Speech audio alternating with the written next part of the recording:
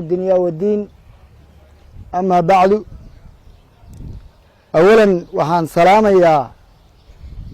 عيدنك مدكتا كفيلسن عيدنك بوليسك الصوماليات دنك كلا وحان سلام يا عيدنك هيادا نبات سجيدة يسردونك الصوماليات وإسنا دنك بدح كفيلسن عيدنك هاسوه ciidankii degmadan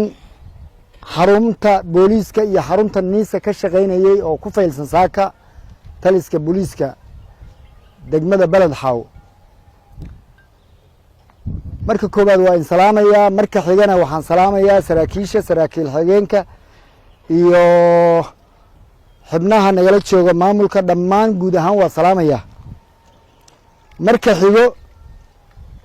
dhowr arrimood faylka nagaan wuxuu daaran yahay dhowr arrimood oo soo noqnoqday oo caqabado noqday inaan inkala hadalno. ciidanka degmadan ka howlgalo oo nabad sugidda iyo booliska intiinaan ma aha, goob walba oo ay joogaan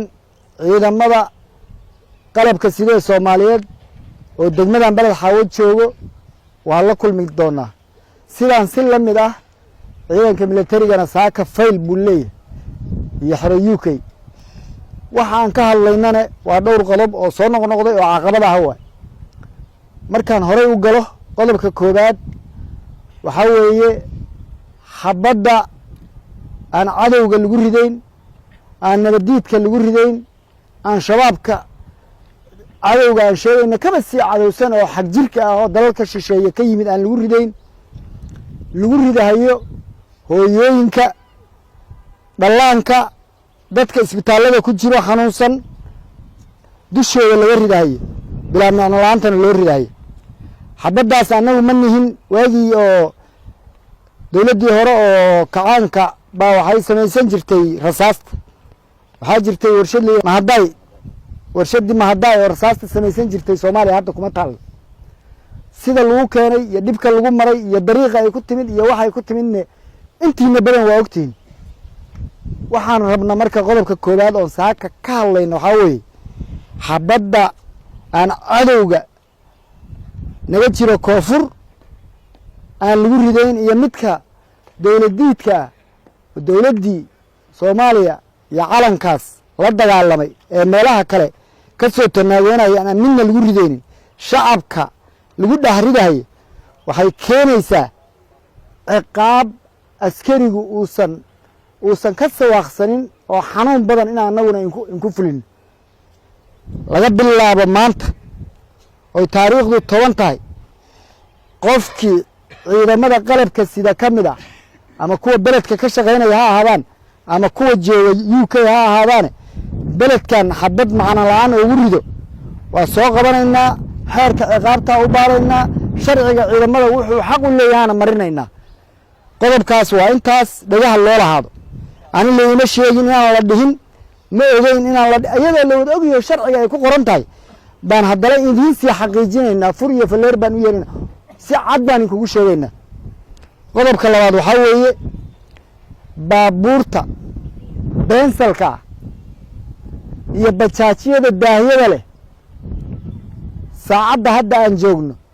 laga bilaabo ilaa biri 12 subaxnimo biri saacaddan hadda waxaan infaraynaa saacaddan laga bilaabo biri 12 subaxnimo gaarigii beensal ah iyo gaarigii maxaan ku raahdaa daahiyo ku xiran yihiin